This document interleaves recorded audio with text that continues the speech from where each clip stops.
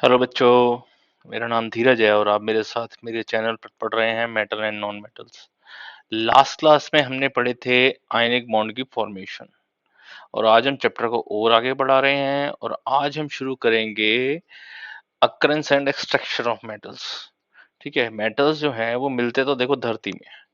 ठीक है, मैं आपके बुक के साथ साथ चल रहा हूँ क्योंकि ये जो टॉपिक है ना, ये बहुत ही वाइड और बहुत ही बड़ा टॉपिक है।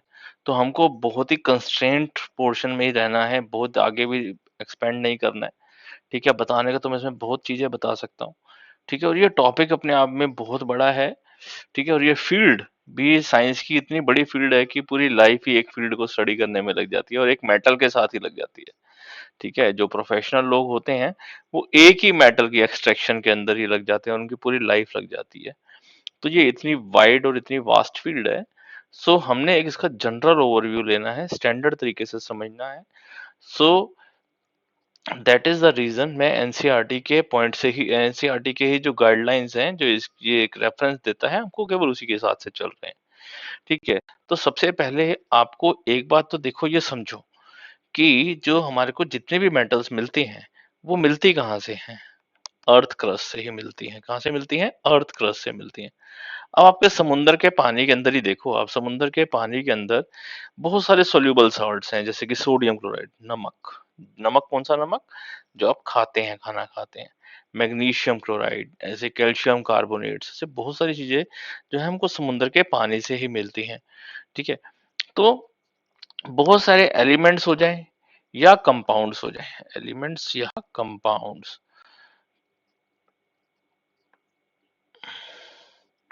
एलिमेंट्स और कंपाउंड जो है हमारी अर्थ क्रस्ट में मिलते हैं। मतलब क्या है इसका मतलब? जैसे कि अब कुछ एलिमेंट्स एलिमेंटल फॉर्म में मिलते हैं, मतलब जैसे गोल्ड है, प्लेटिनम है। गोल्ड, प्लेटिनम, सिल्वर, ये एक अनरिएक्टिव सब्सटेंसेस हैं, अनरिएक्टिव एलिमेंट्स हैं। तो ये ऐसे के ऐसे ही मिलते हैं, पता है आपको? मतलब बिल्कुल इसके पत्थर मिल जाते हैं, छोटे छोटे टुकड़े मिल जाते हैं, रिवर के साथ, नदी में पानी के साथ बहते बहते आ जाते हैं जमीन के अंदर से। ठीक है, तो ये तो एलिमेंटल, इसे बोलते हैं एलिमेंटल फॉर्म। और एक होता है कंपाउंड फॉर्म। कंपाउंड फॉर्म का मतलब क्या हो गया? रिएक्ट करके कंबाइंड फॉर्म में मिलेगा। जैसे हम आयरन है, तो आयरन जो है वो अर्थ में आयरन ऑक्साइड, ठीक है, आयरन सल्फाइड, ठीक है, आयरन के और ऑक्साइड है Fe2O3, इस डिफरेंट डिफरेंट ऑक्साइड फॉर्म में भी मिलते हैं। ठीक है, कॉपर है, कॉपर सल्फाइड फॉर्म में भी मिलता है, कॉपर ऑक्साइड है। ठीक है, कॉपर पायराइट है, CuFeS2, मतलब कॉपर और आयरन का भी एक और कंबाइंड करके मिलता है। सो कहने की बात ये है मेरी कि कुछ एलिमेंट्स तो, जो कुछ मेटल्स हैं वो तो प्योर फॉर्म में एज इट इज अर्थ से मिलते हैं, और कुछ जो है कंबाइंड फॉर्म में मिलते हैं। तो उसको इसलिए बोला हमने कंपाउंड। ठीक है, और उसे हम बोलते हैं, हम उसे क्या बोलते हैं? हम उसे बोलेंगे मिनरल्स। तो एक ये डेफिनेशन आ गई, what is the definition of the mineral? तो मिनरल की क्या डेफिनेशन है? वो ये डेफिनेशन है, the element and compound which occur naturally on the earth crust are known as the minerals. ठीक है, तो ये छोटी छोटी डेफिनेशन जो आपको लगातार पूछी जाती हैं, ठीक है, वो आपको मैं साथ साथ बता रहा हूँ। ठीक है, अब अर्थ के अंदर जो आपके घर में आसपास मिट्टी है, वो किसी न किसी कंपाउंड से बनी हुई है, जैसे सिलिकॉन ऑक्साइड। ठीक है, हमारे धरती के, हम घर के आसपास ही देखो ना, तो वो जितनी जो भी मिट्टी है उसका भी तो कोई केमिकल फार्मूला होगा ना, है ना? हाँ, तो वो केमिकल फार्मूला है। अब उसके अंदर जो और कोई मेटल, उसे तो हम बोल दिया जनरल, हमने बोल दिया वर्ड मिनरल। लेकिन अगर हम धरती के अंदर से, अगर आप उस मिट्टी को खोदेंगे और उसमें से आप बोलेंगे कि फॉर एग्जाम्पल, मैं एक एग्जांपल लेके बात करता हूँ, जैसे कि अब एक बात कर रहे हैं, मैं आपको जैसे बता रहा हूँ कि मिट्टी का जो मेन कंपोनेंट है वो है सिलिका ऑक्साइड। ठीक है, अब धरती मिट्टी में से अगर आप, मैं बोलूं सिलिकॉन निकालना है, SI, ये वाला सिलिकॉन हमको जो है निकालना है, तो उतना प्रॉफिटेबली एक्सट्रैक्ट नहीं हो पाएगा, उतना फायदा नहीं हो पाएगा, उतना सिलिकॉन नहीं निकल पाएगा, उतनी वैल्यू का सिलिकॉन नहीं निकल पाएगा जितनी वैल्यू उसकी हमारे को उसमें, उसको निकालने में, उसको प्रोसेस करने में और उसको नेट रिजल्ट तैयार करने में लग जाएगी। उस पे इतना इन्वेस्टमेंट हो जाएगा, इतना खर्चा लग जाएगा कि उसकी कॉस्ट ही उतनी नहीं पड़ेगी। तो आप क्या उसको सिलिकॉन को जो है धरती के अंदर से, जो आपके घर के पीछे की मिट्टी का, उसको खोदना शुरू करोगे? नहीं करोगे। ठीक है, बट वो है तो सही ना, उसमें है तो सही सिलिकॉन ऑक्साइड। समझ गए मेरी बात? तो इसलिए इसको तो वर्ड बोल दिया हमने मिनरल, लेकिन कुछ धरती के वो हिस्से जहां पर सिलिकॉन ऑक्साइड जो है वहां आप प्रॉफिटेबली एक्सट्रैक्ट कर सकते हो। क्या वर्ड मैंने बोला है? प्रॉफिटेबली एक्सट्रैक्ट कर सकते हो। ठीक है, वहां पर इम्प्योरिटी कम होगी, सिलिकॉन ऑक्साइड की क्वालिटी ज्यादा अच्छी होगी। ऐसे तब तब उस मिनरल को बोला जाएगा ओर। क्या बोलेंगे? ओर।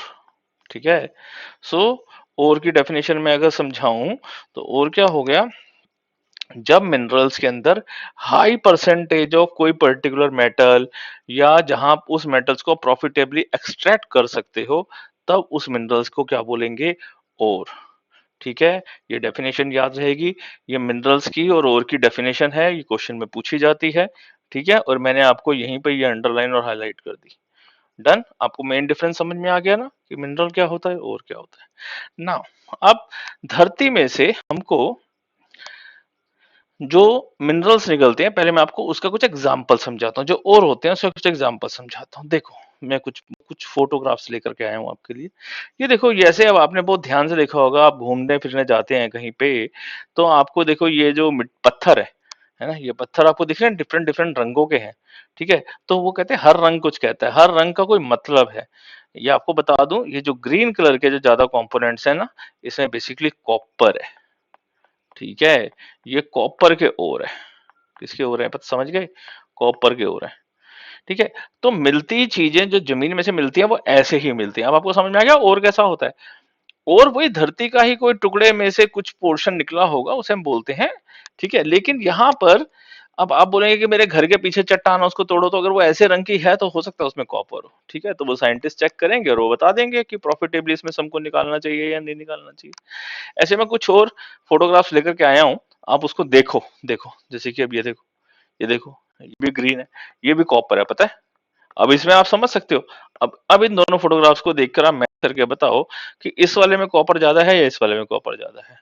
कॉपर का ग्रीन टेक्सचर में आता है, इसलिए इस वाले में कंपोजिशन या परसेंटेज ऑफ कॉपर जो है ना, वो ज्यादा होगी, है ना? तो इसका मतलब जैसा उसका कलर है, पत्थर का, मिट्टी का, तो वो कहीं ना कहीं उसके मिनरल्स, उसके जो और जो इस चीजों से वो बना हुआ है, उसकी प्रॉपर्टीज को वो दिखाता है। जैसे इसमें कॉपर है, तो वो कॉपर जो है ऑक्सीजन से रिएक्ट किया होगा, बाहर इम्प्योरिटीज के साथ कनेक्ट किया होगा, सल्फर के साथ, तो ऐसा उसका रंग आ गया है। ठीक है, ये देखो और देखो। ठीक है, तो ऐसे ये भी कुछ और दूसरी मेटल्स हैं। ठीक है, अब यहाँ पर मैंने एक लिस्ट दी है, देखो ध्यान से। तो डिफरेंट डिफरेंट मेटल्स हैं, डिफरेंट डिफरेंट मेटल्स के अब ये सारे जो है ना, ये नाम है, बॉक्साइट, गैलिना, हेमेटाइट। ठीक है, ये हेमेटाइट जैसे ये आयरन का ओर है। ठीक है, तो अब ये डिफरेंट डिफरेंट मेटल्स के ओर्स के नाम है। हाँ, ओर के नाम है ये, आपके लिए कोई लाइमोनाइट है, मैग्नीसाइट। अब यहाँ आपको डिफरेंट डिफरेंट क्यूपराइट, क्यूपराइट तो आप समझ गए नाम से ही क्यूपराइट। मैं आपको नाम नहीं याद कराने हैं, मेरी आप बात को समझ लो, इसलिए मैं इस पे आप बहुत ज्यादा तवज्जो नहीं दे रहा हूँ। ठीक है, तो ये क्यूपराइट कॉपर ही है, ये नेटिव कॉपर है। देखो अलग अलग रंग है, लेकिन इसमें से निकलेगा कॉपर ही, मेन कंपोनेंट ये है। तो धरती में से ऐसे ऐसे निकल रहे हैं ये देख रहे हो, ये आयरन का ओर है, लोहा। ठीक है, ठीक है, यहाँ भी देखो, यहाँ आयरन भी है और कॉपर भी है। ठीक है, तो जहां धरती में ये चीजें ऐसे मिल रही होंगी, तो मजा ही आ जाएगा। देखो ये देखो, ये किसका हो रहा है? सिल्वर गोल्ड का, सिल्वर गोल्ड का, समझ रहे हो? है ना? तो इसमें देख रहे हो गोल्ड की ये जो दिखाई दे रही है, पीली पीली सी लाइनें, है ना? तो इसको बहुत ध्यान से फिर इसको रिफाइन किया जाता है, इसमें से इसको बड़े हिसाब से तोड़ा जाता है। मैं आपको भी और चीजें दिखाता हूँ। ये समझ आ गया और क्या होता है? अब ये देखो निकलता कहाँ से है, देखो ये। अब ये पूरी धरती के अंदर यहाँ तो कहीं नहीं छेद किया ना, खोदा खोदा तो नहीं ना, कहाँ खोदा? इस पर्टिकुलर पोर्शन के अंदर। इसको टेस्ट किया जाता है कि कहाँ पर हमारे को फायदा होगा, कहाँ पर वो पर्टिकुलर मेटल जो है वो ज्यादा अच्छे से मिल पाएगी। तो ये आयरन की जो है, लोहे की जो है ये, और की ये खदान है, इसे खदान बोलते हैं। ठीक है, तो ये साइट्स हैं, माइनिंग हो रही है, इसे बोलते हैं माइनिंग कर रहे हैं। ठीक है, तो माइनिंग करते हैं। इसके बाद क्या करते हैं, जब इसको हम धीरे धीरे इसको काटते हैं, काटते देखो कैसे हैं। काटने के बाद क्या होता है, इन जो पत्थर बड़े बड़े निकलते हैं, इनको हम क्या करते हैं, देखो चूरा बनाया जाता है। ये मशीनें जो है इसको क्या करती हैं, क्रश कर देती हैं, क्रश करके धीरे धीरे चूरा बनाती हैं। ठीक है, ये देखो, ये कुछ मशीनें तो इन्होंने वहीं प्लांट पे ही कर दी, और कई बार क्या होता है कि जब वहां मशीनें नहीं लगा सकते तो ये ब्लास्टिंग करती है, ब्लास्टिंग की जाती है। ब्लास्टिंग करने के बाद ये मशीनें बड़े बड़े ट्रक्स के अंदर जो है, इसे डंपर बोला जाता है, इन बड़े बड़े ट्रक्स के अंदर डंपर में डालकर ये सामान को जो है, ये देखो ध्यान से मशीन के साइज देखो, ठीक है, और कितना कितना सामान है, ये जो है प्रोसेसिंग प्लांट में भेजा जाता है सामान को। अब ये मिट्टी नहीं है, दिस इज कार्ड ओर, ये है ओर। समझ गए, मेरी बात समझ आई? तो पूरे धरती सारे पोर्शन देखो, अब यहाँ ध्यान से सीखो, यहाँ तो नहीं खोदा हमने, लेकिन यहाँ खोदा है ना? तो कहने की बात यह है कि यहाँ पर, जहां पर हमको प्रॉफिटेबली मेटल एक्सट्रैक्ट किया जा सकता है, जैसे ये आयरन की साइट है, ठीक है, तो ये आयरन के ओर यहाँ मिल रहा है हमारे को। तो हर मिट्टी का अपना अपना रंग है, ठीक है, ये डिफरेंट डिफरेंट बड़ी बड़ी मशीनरों से, मशीन से हम इसको जो है ट्रक्स में, डंपर में भरकर प्रोसेसिंग साइड में भेजते हैं। देखो ये लाइन लगा दीजिए हमने, है ना, प्रोसेसिंग साइड पे जा रहा है, प्रोसेसिंग साइड मतलब बड़ी बड़ी फैक्ट्रीज के अंदर है, इसके स्पेशल प्लांट्स होते हैं जो इस, ये देखो जाके रखिए ना ध्यान से, पत्थर मिट्टी, है ना। हाँ, तो अब इसमें से हम मेटल्स निकालेंगे। क्लियर, ये देखो एक आइडिया को समझो आप, एक बेसिक आइडिया। देखो ये बेसिक आइडिया क्या है, देखो यहाँ से ये गड्ढे करे, है ना, यहाँ से हमने निकालना शुरू किया, पहले यहाँ से निकालेंगे, यहाँ से निकालेंगे, जब यहाँ से माल खत्म हो जाएगा फिर यहाँ से निकालना शुरू करेंगे, फिर उसके बाद जो है ये प्रोसेसिंग प्लांट में जाएगा। ठीक है, प्रोसेसिंग प्लांट के बाद जो है फर्दर आगे इंडस्ट्रीज को या बड़े बड़े शहरों में सप्लाई कर दिया जाएगा, या और दूसरी इंडस्ट्रीज में सप्लाई कर दिया जाएगा, जहां पर इसको वो और फर्दर यूज करेंगे। देखोगे कैसे, देखो ऐसे ये प्लांट्स होते हैं। सबसे पहले तो जो वो और आएगा वो कहाँ पर आएगा, वो यहाँ पर आएगा, ऐसे बड़े बड़े प्लांट्स है, देख रहे हो कितना बड़ा प्लांट है। ठीक है, ये है स्टील अथॉरिटी ऑफ इंडिया का प्लांट, सेल, SAIL। ठीक है, steel authority of India limited, ठीक है। और ये जो है, ये वाला प्लांट है, ये प्लांट है, ये सेल का ही है? तो ये यहाँ स्टील बनता है। तो यहाँ पर क्या करते हैं, इसको पिघालते हैं, इसको प्रोसेस करते हैं। ठीक है, ये देखो इतनी बड़ी बड़ी भट्टियां हैं, इसको पिघाला गया, पिघाल के इसको जो है, इसको प्रोसेस करके इसमें से मिट्टी विट्टी निकाली गई, बहुत सारे प्रोसेस करने के बाद जो है ये ऐसे ऐसे ब्लॉक्स, जैसे ये वो जमाते हैं ना, बर्फ जमाते हैं, है ना, तो ऐसे बर्फ नहीं जमाते, यहाँ पर हम इसके मेटल जमा कर ऐसे मेटल के ब्लॉक्स बना लेते हैं, ताकि इसको हम फर्दर रीयूज कर पाए आगे फर्दर। देखो ये ब्लॉक्स बन रहे हैं। ठीक है, फिर ये आगे अगली फैक्ट्री में जाएंगे, वो आगे इसके प्रोसेस को और करेगा। ठीक है, यहाँ भी वही प्रोसेस काम कर रहे हैं, ये पिघाल कर जो है ये ब्लॉक्स बनाएंगे, और ब्लॉक्स के अलावा फिर इसको और इस्तेमाल हो, देखो ये पिघला हुआ लोहा भी हो सकता है, या आयरन भी हो सकता है, कॉपर भी हो सकता है। ठीक है, इसे पिघाल कर इकट्ठा करा जाता है। फिर बाद में देखो जैसे स्टील है, तो स्टील क्या होगा, फिर इसे पिघाल कर, इसे रोल कर करके, पतला कर करके, पतला कर करके ऐसी प्लेट्स बना दी जाती हैं। ये बहुत बड़ी प्लेट्स हैं, देख रहे हो ध्यान से आप, ऐसे ट्रक्स में भी जाते हुए कहीं ना कभी देखी होंगी, बहुत बड़े बड़े, बहुत भारी भारी होते हैं। फिर इसी प्लेट्स को ही काट काट कर जो है और चीजें बनाई जाती हैं, जैसे फॉर एग्जाम्पल इजी शीट्स को काटा जाएगा, तो आपने देखा होगा कारें बनती हैं, बसें बनती हैं, है ना, तो इंडस्ट्रियल इक्विपमेंट्स बनती हैं, मशीनरी बनती हैं, फिर लास्ट में आते हैं तो समझो आपके खाने की प्लेट भी बनती है। ठीक है, तो इसी चीज को ये पतला पतला पतला पतला करते रहते हैं। डन। तो ये देखो ये कॉपर है। अब कॉपर में हमारे को अधिकतर क्या होता है, कॉपर में अधिकतर हमको तारों की तारें चाहिए होती हैं, तो इसलिए कॉपर की हम तारे बना लेते हैं। स्टील में हमको तारे नहीं चाहिए होते, स्टील में हमको प्लेट्स फॉर्म में चाहिए, तो स्टील को हम कुछ इस तरीके से रोल कर लेते हैं।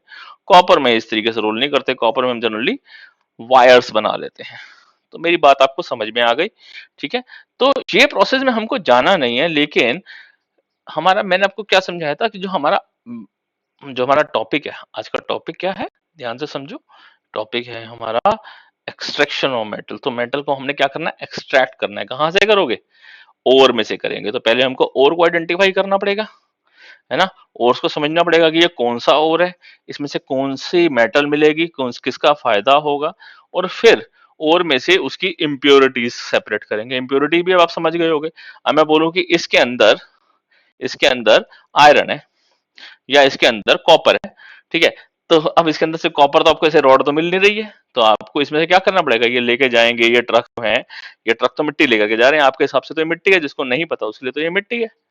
तो जब तक वो इसको एक्सट्रैक्ट नहीं करेगा, मिट्टी को हटाएगा नहीं है, और उसके से जो भी मेटल है, आयरन, कॉपर, एल्यूमिनियम, उसको एक्सट्रैक्ट नहीं करेगा, इस प्रोसेस को बोलते हैं एक्सट्रैक्शन।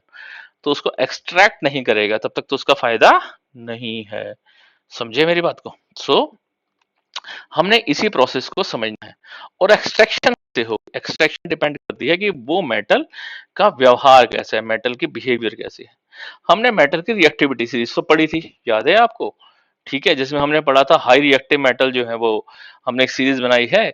ठीक है, जिसमें high reactive metal, medium reactive metal, low reactive metal. तो अगर आपको उसकी नॉलेज है तो आप आराम से समझ सकते हैं कि मेटल को एक्सट्रैक्ट कैसे किया जा सकता है उसके ओर में से।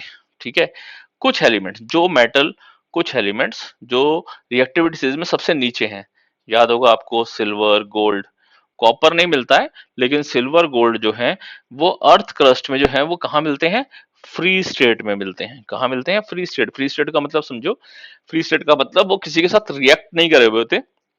आपको गोल्ड है, सिल्वर है, उसके पार्टिकल्स मिल जाएंगे, आप उसको उसके पत्थर जैसे पार्टिकल्स मिल जाएंगे।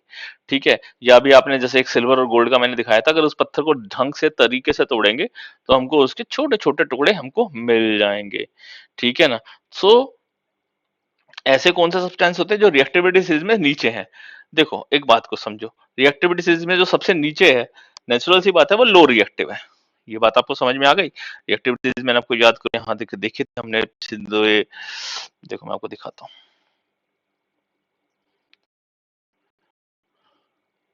अब यहाँ पर हमने समझा था, देखो कि रिएक्टिविटी सीरीज के अंदर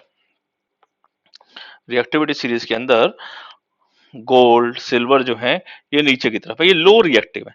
तो रिएक्ट किसी से भी नहीं करेंगे, ये ऑक्सीजन के साथ भी आराम से रिएक्ट नहीं करेंगे। ठीक है, सल्फर के साथ और दूसरे नॉन मेटल्स के साथ आराम से रिएक्ट नहीं करेंगे, इसलिए ये प्योर फॉर्म में मिल जाते हैं। ये मीडियम रिएक्टिव मेटल हैं। ठीक है, ये किसी ना किसी फॉर्म में मिल जाएंगे, कुछ कंबाइंड फॉर्म में मिलते हैं। ठीक है, ठीक है, यहाँ पर भी ये कुछ कंपाउंड, और ये जो है हाई रिएक्टिव मेटल्स है। ये हाई रिएक्टिव मेटल है, मतलब हाई रिएक्टिव का मतलब ये बहुत ज्यादा रिएक्टिव है, मतलब अर्थ में भी ये जो है किसी ना किसी के साथ रिएक्ट कर चुके होंगे। तो आपको अगर आप कैल्शियम चाहिए, मैग्नीशियम चाहिए, एल्यूमिनियम चाहिए, तो आपको ये प्योर फॉर्म में नहीं मिलेगा, ये आपको कंबाइंड फॉर्म में ही मिलेंगे। ठीक है, जिंक, आयरन, लेड भी जो है आपको कंबाइंड फॉर्म में ही मिलेंगे।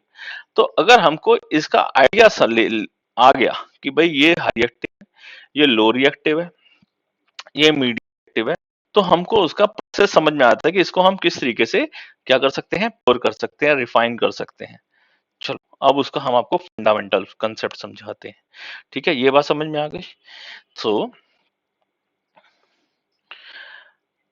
अब कुछ मेटल, वो कह रहा है कि इसके अंदर, अब मैं जो जैसा हाइलाइटर चला रहा हूं वैसे ही याद कर लेना, कुछ मेटल्स जो हैं फिर भी इसमें कंपाउंड फॉर्म में मिल जाते हैं, मतलब कि अगर सिल्वर है या गोल्ड है, कभी कभी वो किसी के साथ रिएक्ट कर जाते हैं, कभी कभी थोड़ा बहुत, ज्यादा नहीं। ठीक है, अब जो, और ये तो हमको पता ही है कि रिएक्टिविटी सीरीज के अंदर जो सबसे नीचे होते हैं वो सबसे लीस्ट रिएक्टिव होते हैं, और वो they are often found in क्या होते हैं? Free state. फ्री स्टेट समझ गए? कंबाइंड फॉर्म में नहीं मिलेंगे, किसी कंबाइंड फॉर्म में, मतलब ऑक्साइड नहीं बनाएगा, सल्फाइड नहीं बनाएगा। ठीक है, जैसे गोल्ड, सिल्वर, प्लेटिनम। ठीक है, अब कॉपर भी जो है वो कहता है कुछ हद तक मिल जाता है, लेकिन कॉपर प्योरली फ्री स्टेट में नहीं मिलता। ठीक है, कॉपर और सिल्वर जो हैं वो इसमें जो है कंबाइंड फॉर्म में मिलते हैं। ठीक है, किसके साथ रिएक्ट कर चुके होते हैं? वो सल्फाइड या ऑक्साइड, और सल्फाइड और ऑक्साइड का मतलब जो कॉपर है वो ऐसे मिल जाएगा, CuS, कॉपर सल्फाइड फॉर्म में हो जाएगा, कॉपर ऑक्साइड की फॉर्म में मिल जाएगा। फिर हमारा पर्पस क्या रहेगा? हमारा पर्पस रहेगा इसमें से सल्फर हटाना और इसमें से ऑक्सीजन हटाना। तो अगर हमको मेटल की रिएक्टिविटी सीरीज की लिमिट समझ में आएगी कि भाई हाँ ये कैसा मेटल है और ये रिएक्ट कैसा कर सकता है, किस हद तक है, ये रिएक्टिविटी सीरीज में इसकी पोजीशन कहाँ है, तो उससे हमको ये समझ में आ जाएगा कि हम सल्फर को हटाने के लिए कौन सा मेथड अडॉप्ट करें, इस ऑक्सीजन को हटाने के लिए कौन सा मेथड अडॉप्ट करें। ठीक है, ये बात मेरी समझ में आ गई। तो यहां तक हमने क्या समझा? जो मेटल रिएक्टिविटी सीरीज में नीचे की तरफ है, गोल्ड, सिल्वर, कॉपर, ये जो है क्या है? नेटिव स्टेट में पाई जाती है। नेटिव स्टेट में, नेटिव स्टेट का मतलब प्योर फॉर्म में, लगभग जो इसकी ओरिजिनल फॉर्म है ये लगभग उसी फॉर्म में ही पाई जाती है। ठीक है, यहां तक मेरी बात समझ में आ गई? चलिए अब आगे बढ़ते हैं। ये तो हो गई जो लो थी। अब मीडियम की बात करें तो I am changing the colour so that कि आप आराम से उसको डिस्टिंग्विश कर पाए। ठीक है, सो चलिए, अब यहां तक एक बात थी। अब नोट्स जब बना रहे हैं तो आप इस ये दो दो ये लो जो मेटल इन लो रिएक्टिविटी सीरीज है इसका आप अलग बनाएंगे, और अब इसका अलग बनाएंगे। जो मेटल रिएक्टिविटी सीरीज में टॉप पे है, कौन कौन से? टॉप पे मतलब potassium, sodium, calcium, magnesium, aluminium जैसे सब्सटेंस, मतलब कि ये वाले, ठीक है। सो ये रिएक्टिव है, ये कभी भी जो है, रिएक्टिव का मतलब क्या, किसी न किसी साथ ये रिएक्ट कर चुके होंगे, इसलिए कभी भी ये प्योर फॉर्म में, मतलब नेटिव फॉर्म, मतलब एलिमेंटल फॉर्म में नहीं मिलेंगी, ठीक है, नहीं मिलेंगी ना, ये तो समझ में आती है बात।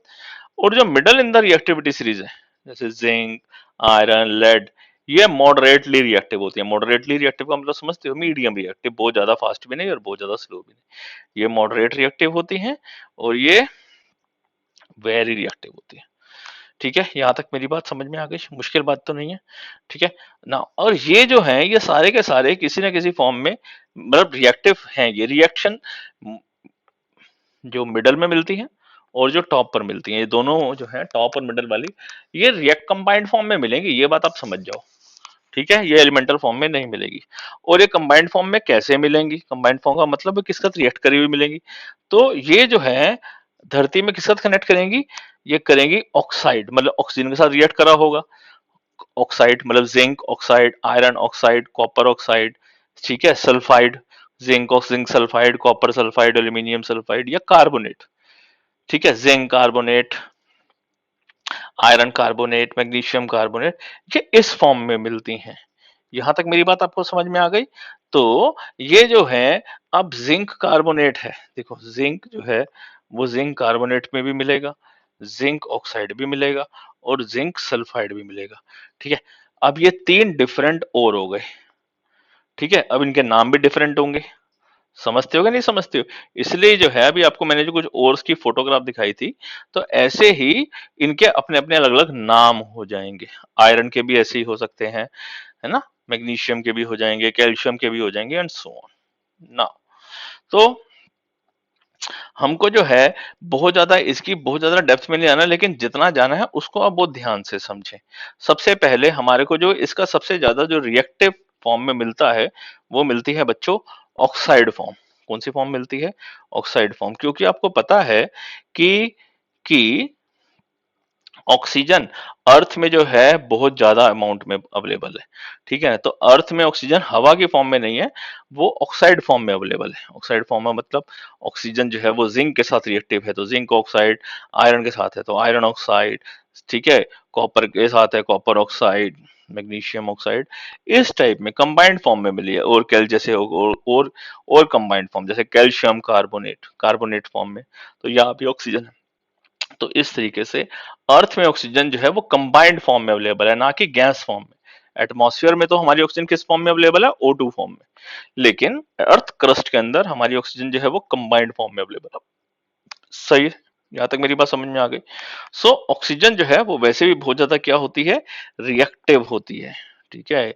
Oxygen is very reactive in the, ठीक है, क्यों? क्योंकि अवेलेबल बहुत है, अवेलेबल बहुत है, ठीक है। तो अब हमने ये जो सारी बात पढ़ी है, इस बात को कैटेगराइज करें, तो अब हम कैटेगराइज करते हैं इसको कैसे, कि तीन कैटेगरी कर दी। एक एक क्या हो गई? मेटल जो कि लो रिएक्टिव है, एक मेटल जो है वो मीडियम रिएक्टिव है, और तीसरी जो मेटल है वो हाई रिएक्टिव है, ठीक है। डिफरेंट टेक्नोलॉजीज यूज करी जाती हैं, ठीक है भाई, जैसा सब्सटेंस उसके साथ रिएक्ट होगा, ठीक है, ऑन द बेसिस उसी हिसाब से।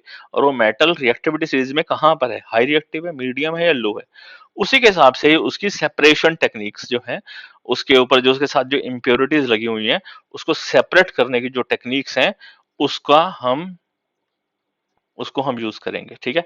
अब वो टेक्निक्स याद कैसे होंगी, समझी कैसे जाएंगी, ये डिपेंड, सबसे पहले क्या होगा, सबसे पहले जरूरी हमारे को क्या है, हमारे को इस रिएक्टिविटी सीरीज को अच्छे से याद करना जरूरी है, जिसका मैं हमेशा स्ट्रेस देता हूं कि बिना इसके तो काम नहीं होगा, ठीक है। मैं हर चैप्टर में, जैसे केमिकल इक्वेशन रिएक्शन था, मैंने आपको तब भी बताया था।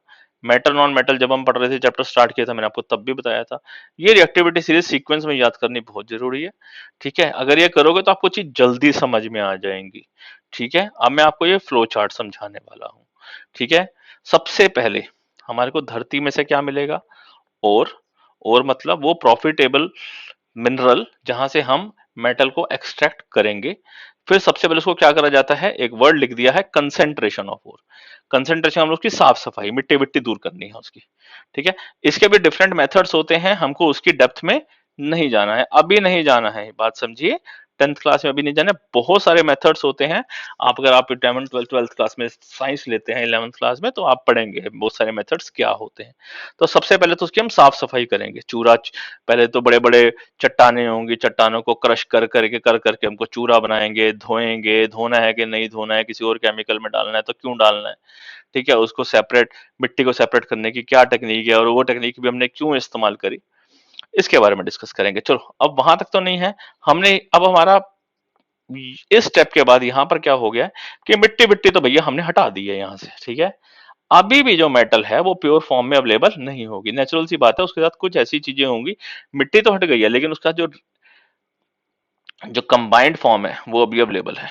तो पहले आप एक एक सीक्वेंस को याद करेंगे। ठीक है, पहले मैं इसको समझाऊंगा, फिर इसको समझाऊंगा और फिर इसको समझाऊंगा। ठीक है, तो पहले हम इसको स्टडी करते हैं। जो मेटल रिएक्टिविटी में लो है, लो है, ठीक है, लो है, तो वो जनरली क्या होंगे, जनरली हम बात कर ले लो रिएक्टिविटी में, आप समझ गए ना मेरी बात। जैसे कि नीचे की तरफ देखें तो गोल्ड है, सिल्वर है, कॉपर है ना, और उसमें भी कौन से हैं, सल्फाइड और है। सल्फाइड और समझते हैं, जैसे कि फॉर एग्जांपल होगा कॉपर का सल्फाइड और Cu2S, ये Cu2S कॉपर सल्फाइड और है। ठीक है, इसको हम क्या करेंगे, रोस्टिंग करेंगे। क्या करेंगे, रोस्टिंग। रोस्टिंग समझते हो, रोस्टेड, रोस्टेड वर्ड से आता है रोस्टिंग। रोस्टिंग का मतलब क्या होता है, heating in the, heating, heat करते हैं, हीट करते हैं, heat in the presence of, presence of oxygen. Oxygen की प्रेजेंस में हम चीज को गर्म करते हैं। रोस्टेड वर्ड आपने कहाँ सुना है? Roasted paneer, roasted chicken, roasted tikka, है ना, रोस्टेड है ना, वो तंदूर में जो बनकर आता है। तो आप चीज को जब गर्म करते हो तंदूर में, तो वो खुला हुआ होता है ना, उसका मुंह ऊपर से खुला होता है, इसका मतलब उसको ऑक्सीजन मिल रही है। गॉट माई पॉइंट, इसलिए इसको वर्ड है रोस्टिंग। याद रखना, अभी एक और वर्ड भी आने वाला है इससे अपोजिट, जिसमें हम गर्म करेंगे बिना ऑक्सीजन की प्रेजेंस में। तो ऑक्सीजन की प्रेजेंस में जब गर्म होगा तो उसे बोलते हैं रोस्टिंग। और जब आप सुने समझे, जब आपने कभी तंदूर के सामने भी खड़े हुए हो, तो तंदूर के सामने अगर बनाए तो जब पनीर टिक्का बन रहा हो, चाहे रोटी बने, तो एक खुशबू सी आती है, एक अलग सी आती है ना, एक फ्रेग्रेंस आती है। तो वो फ्रेग्रेंस किसकी होती है, जो उसके साथ इम्प्योरिटीज होती हैं और वो गर्म करने से उड़ जाती हैं, गर्म करने से उड़ जाती है, उसे बोलते हैं वोलेटाइल इम्प्योरिटीज। तो वोलेटाइल इम्प्योरिटीज क्या हो जाती हैं, उड़ जाती हैं, है ना। तो वोलेटाइल, वोलेटाइल इम्प्योरिटीज तो है वो मूव अप हो जाती हैं, एरो बना दिया मैंने। ठीक है, और इसमें जो गीला किया हुआ था, गीला बोले तो देखो, जैसे कि अब यहाँ पर हमने कंसेंट्रेशन किया था ना, तो यहाँ पर कई बार हम ओर को धोते हैं, पानी खूब डालते हैं तो खूब गीला होता है। तो गीली चीज को जब आप गर्म करोगे तो क्या हो जाएगा, ड्राई हो जाएगा, है ना, ड्राइड अप हो जाएगा, वो सूख भी जाएगा। ठीक है ना। अब उसके बाद क्या होगा, उसके बाद वो क्या होगा, जनरली मेटल जो है वो, मेटल जो है वो क्या हो जाएगा, ऑक्सीजन के साथ रिएक्ट हो जाएगा। क्योंकि मैंने क्या बताया था, रोस्टिंग क्या होती है, ऑक्सीजन की प्रेजेंस में रिएक्ट होना। तो ऑक्सीजन इसके साथ रिएक्ट कर जाएगा, किसके साथ, उस मेटल के साथ। फॉर एग्जांपल इसकी एग्जांपल की बात करें तो कॉपर सल्फाइड जो है, कॉपर सल्फाइड Cu2S है, प्लस ऑक्सीजन रिएक्ट कर गया। ठीक है, तो ये बन जाएगा copper oxide plus sulphur dioxide. इस इक्वेशन को बैलेंस आप करते रहना। लेकिन मेरा मेन बात क्या है, ये जो सल्फर डाइऑक्साइड गैस होगी ना बेटा, ये तो उड़ जाएगी। इसे हम वोलेटाइल इंप्योरिटीज में बोल दिया हमने, जो उड़ने वाली इंप्योरिटीज थी। तो सल्फर ने इसका साथ छोड़ दिया, यहां पर आते आते सल्फर ने इसका साथ क्या कर दिया, छोड़ दिया। क्या कर दिया, छोड़ दिया। ठीक है, तो सल्फर इसका साथ छोड़ देगा। क्लियर कि नहीं क्लियर, क्लियर। तो यहां पर हमको अब क्या हो गया, अच्छा अब यहां पर दो सिचुएशंस बन सकती हैं। ठीक है, ये लो रिएक्टिविटी सीरीज में अगर होगा, लो रिएक्टिविटी सीरीज में कॉपर की जगह, मैं कॉपर की जगह यहां पर ऐसा है, ये सारा का सारा कंसेप्ट को मैं यहां से लेकर, यहां से लेकर, यहां से लेकर, ठीक है, कॉपी कर लेता हूं और यहां पर थोड़ी देर के लिए पेस्ट कर देता हूं। ठीक है जी ना। ये जो लो रिएक्टिव में मैं एक और एग्जांपल आता हूँ, कॉपर तो मीडियम रिएक्टिव ना, तो इस यहां पर हम बात कर देते हैं मरकरी सल्फाइड। ठीक है, तो मरकरी सल्फाइड क्या होगा, जब मरकरी सल्फाइड HgS, ठीक है। और मरकरी सल्फाइड अगर हम रोस्ट करेंगे तो क्या होगा, वोलेटाइल इंप्योरिटीज रिमूव हो जाएंगी, सूख जाएगा, ये सल्फर ऑक्सीजन से रिएक्ट कर जाएगी और कॉपर ऑक्साइड जो है वो बन जाएगा क्या, कॉपर ऑक्साइड नहीं है, अब यहाँ मरकरी सल्फाइड था तो ये बन जाएगा मरकरी। तो मरकरी अलग हो जाएगा तो मेटल मिल जाएगी, ठीक है। और ये जो है सल्फर डाइऑक्साइड तो रिमूव हो चुकी है। और बाद में इसको जो मेटल मिली, अब इसमें भी कुछ इंप्योरिटीज होंगी, उसको हम रिफाइन कर लेंगे और उसको साफ कर लेंगे, ठीक है। ये किस कंसेप्ट का बताया मैंने, जो मेटल लो इन रिएक्टिविटीज होती है। डन। अब जो मेटल मीडियम इन रिएक्टिविटीज होती हैं उस सिचुएशन का क्या, देखो मेटल मीडियम इन रिएक्टिविटीज होती हैं तो यहां पर दो दो टाइप के कंबाइंड फॉर्म के और मिलते हैं, जैसे सल्फाइड और, या तो सल्फाइड और या कार्बोनेट और, ठीक है। सल्फाइड और का एग्जांपल जैसे समझ लो, मैंने कॉपर का ही ले लिया, कॉपर सल्फाइड, और कार्बोनेट और में भी कॉपर का ही ले लेता हूँ, CuCO3। अर्थ में कॉपर जो है वो सल्फाइड फॉर्म में भी है, कार्बोनेट फॉर्म में भी है।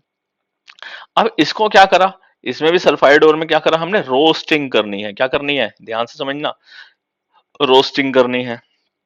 रोस्टिंग को क्या करते हैं, heating in the presence of oxygen, volatile impurities हट जाएंगी, सूख जाएगा, और यहां पर जो है कॉपर सल्फाइड ऑक्सीजन से रिएक्ट करके कॉपर ऑक्साइड बन जाएगा।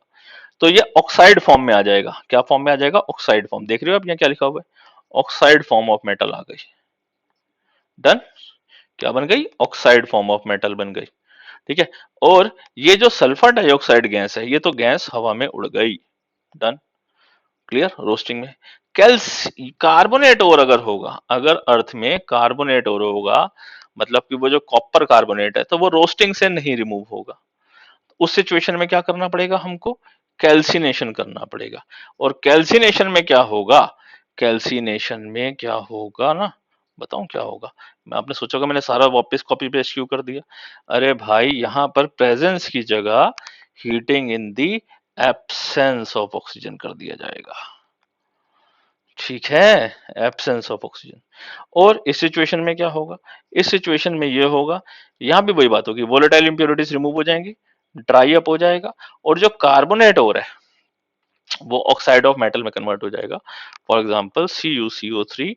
और इसको हमने गर्म कर दिया, जब गर्म करेंगे तो यहाँ पर ऑक्सीजन नहीं दिखाना है, ठीक है। सल्फाइड और में तो ऑक्सीजन के साथ रिएक्ट किया है क्योंकि ऑक्सीजन की प्रेजेंस में रिएक्ट हुए, यहाँ पर एब्सेंस में रिएक्ट हुए, तो ये ब्रेक हो जाएगा, ये क्या बन जाएगा, ये बन जाएगा Cu copper oxide plus carbon dioxide. अब देखो कार्बन डाइऑक्साइड क्या है, वोलेटाइल इंप्योरिटी है, उड़ गई, गैस है ना, गैस उड़ गई, और क्या मिल गया, कॉपर ऑक्साइड। कॉपर ऑक्साइड का मतलब क्या है, देखो ध्यान से, ऑक्साइड ऑफ मेटल, बोला है ना मैंने, ऑक्साइड ऑफ मेटल मिल जाएगा, ठीक है। तो यहां से भी कॉपर ऑक्साइड मिल गया, यहां से भी कॉपर ऑक्साइड मिल गया। तो मेथड टेक्निक अलग अलग रही, किससे पता चलेगा कि उसका कंपोनेंट कैसा है, समझ गए। फिर ऑक्साइड ऑफ मेटल से मेरे को इसकी ऑक्सीजन यहां से क्या करनी है, हटानी है, क्योंकि मेरे को कॉपर ऑक्साइड नहीं चाहिए, मुझे कॉपर चाहिए। तो कॉपर चाहिए तो कॉपर के लिए क्या करना पड़ेगा, ऑक्सीजन को रिमूव करना पड़ेगा। तो यहां पर क्या होगा, ऑक्सीजन का रिमूवल को बोलते हैं रिडक्शन, क्या बोलते हैं, रिडक्शन। तो यहां पर हम बोल देंगे removal of oxygen from metal, ठीक है। तो यहां पर अब जो है कॉपर ऑक्साइड से माइनस कर लेंगे ऑक्सीजन, तो यहां पर मिल जाएगा हमको कॉपर। और जो कॉपर मिलेगा अभी भी प्योर फॉर्म में नहीं होगा, फिर हमको उसको फर्दर क्या करना पड़ेगा, प्योर फॉर्म में कन्वर्ट करना पड़ेगा। ये डिपेंड करता है कितना प्योर करेंगे, ये डिपेंड करेगा हमारे को कैसा क्वालिटी का कॉपर चाहिए। सही है, मेरी बात समझ में आ गई, एक बार रिवाइज करवा दूं। है, जो मेटल लो इन रिएक्टिविटी सीरीज होंगे और जनरली वो सल्फाइडोर होंगे अगर, तो क्या करेंगे, हम उसको गर्म करेंगे, गर्म करने से क्या होगा, वो ऑक्सीजन के साथ रिएक्ट कर जाएगी, उसका सल्फर, सल्फर डाइऑक्साइड उड़ जाएगा, और मेटल जो है वो जनरली फॉर्म में रह जाएगी। ये आप, ये जो है ये लिख सकते हैं, ठीक है। मेटल मिल गई और मेटल को हम फर्दर रिफाइन करते रहेंगे, डिपेंड करता है कि कैसी आपको स्टेज चाहिए। जो मीडियम इन रिएक्टिविटी सीरीज है, दो पॉसिबिलिटी होंगी, या तो कार्बोनेट हो रहे हैं या सल्फाइड हो रहे हैं। सल्फाइड हो रहे हैं तो रोस्टिंग, और कार्बोनेट हो रहा है तो कैल्सिनेशन। अब आपको याद रखने के लिए क्या होता है, तो ध्यान से देखो, सी से कार्बोनेट और सी से कैल्सिनेशन, सी सी याद रखना, कार्बोनेट और कैल्सिनेशन। तो दूसरा याद रहेगा। फिर सल्फोने रोस्टिंग तो होती है लेकिन बच्चे गलत भूल जाते हैं, इसका उसमें लिख देते हैं, उसका इसमें लिख देते हैं। तो रोस्टिंग किसके लिए है? सल्फाइडोर के लिए, लेकिन सी से सी है, सीसी। ठीक है, कार्बोनेट और कैल्सिनेशन। फिर कैल्सिनेशन, रोस्टिंग का मतलब याद रखो, रोस्टिंग का मतलब तंदूर। तंदूर में क्या किया था हमने? गरम किया था in the presence of oxygen. तो ऑक्सीजन की प्रेजेंस में गरम करेंगे, गरम करने से चीज को क्या होता है? वोलेटाइल इंप्योरिटीज रिमूव हो जाती हैं। ऐसी इंप्योरिटीज जो कि गर्मी से उड़ जाती हैं उसे बोलते हैं वोलेटाइल इंप्योरिटीज। वो उड़ गई, सूख जाएगा और वो ऑक्सीजन से रिएक्ट कर जाएगा, मेटल ऑक्साइड बन जाएगा। कॉपर है तो कॉपर ऑक्साइड हो सकता है, एल्यूमिनियम होगा तो एल्यूमिनियम ऑक्साइड बन जाए। और कार्बोनेट और है तो कैल्सिनेशन करेंगे इन द एब्सेंस ऑफ ऑक्सीजन। हवा की एब्सेंस में कैसे करा जाता है? जैसे ओवन, माइक्रोवेव ओवन हो गए, है ना, ओटीजी ओवन हो गए। ठीक है, आपके घरों के अंदर होंगे ओटीजी माइक्रोवेव, तो उसमें गर्म किया जाता है, वहां पर ऑक्सीजन की प्रेजेंस नहीं होती है। ठीक है, और भी कई तरीके होते हैं, इंडक्शन फर्नेस भी होती है। अभी आप उसमें मत जाओ, मैं आपको वो चीज एग्जांपल बता रहा हूँ जो आपने देखा हुआ है। जैसे ओटीजी है या ओवन है तो वहां पर आप चीज गर्म करते हो, वहां पर आप गर्मी में ऑक्सीजन की जरूरत नहीं होती है। लेकिन जब आप रोटी बनाते हो तो उसमें ऑक्सीजन की जरूरत होती है, जो गैस नीचे चलती है ना। लेकिन जो इंडक्शन होता है आज के डेट में, तो इंडक्शन घरों घरों में हो रहा है ना, जिसमें बिजली से चलता है वो। तो लेकिन उसमें खाना बनाते हैं जब, तो उसमें ऑक्सीजन की जरूरत नहीं होती है क्योंकि आग तो जलती नहीं है। तो उसमें दूसरे तरीके से गर्म होता है। ठीक है, तो that method is known as the absence of oxygen. Heat किया है in the absence of oxygen, induction वाला मेथड। और जो रोटी में गैस ऑन करते हैं तो प्रेजेंस ऑफ ऑक्सीजन। अब याद रहेगा, अब तो नहीं भूलोगे। ठीक है, फिर इसके बाद क्या हुआ? इसमें भी जो है ये ब्रेक डाउन हो जाता है, कॉपर ऑक्साइड और सीओ टू। सीओ टू तो गैस हवा में उड़ गई और बन गया सीयूओ। कॉपर ऑक्साइड में से ऑक्सीजन हटानी है, ऑक्सीजन के हटाने को बोलते हैं रिडक्शन। तो रिडक्शन कर दिया। अब इसको रिडक्शन कैसे करेंगे, रिड्यूस कैसे करेंगे? रिड्यूस कैसे करेंगे मतलब इसकी ऑक्सीजन कैसे हटाई जाएगी, वो भी ट्रिक्स हैं, बताता हूं आपको भी। और उसके बाद जो ऑक्सीजन हटा दी तो मिल गया हमारे को प्योर मेटल। इसके बाद अब जो metal high in reactivity series है, वो भैया ना तो इससे संभलते, ना रोस्टिंग से ना संभलते, ना कैल्सिनेशन से संभलते। तो उसमें क्या करना पड़ता है? इलेक्ट्रोलिसिस करना पड़ता है। इलेक्ट्रोलिसिस समझ गए? बिजली डालनी पड़ती है इसको। गरम जो है एक्वस सॉल्यूशन में डालते हैं पूरे का पूरे ओर को, बहुत बड़े बड़े कंटेनर्स होते हैं और उसके अंदर जो है इलेक्ट्रिसिटी पास कर दी जाती है, और तब इसकी इंप्योरिटीज रिमूव हो पाती हैं और तब हमको जाकर प्योर मेटल मिलती है। ठीक है बच्चों, तो बात समझ आ गई।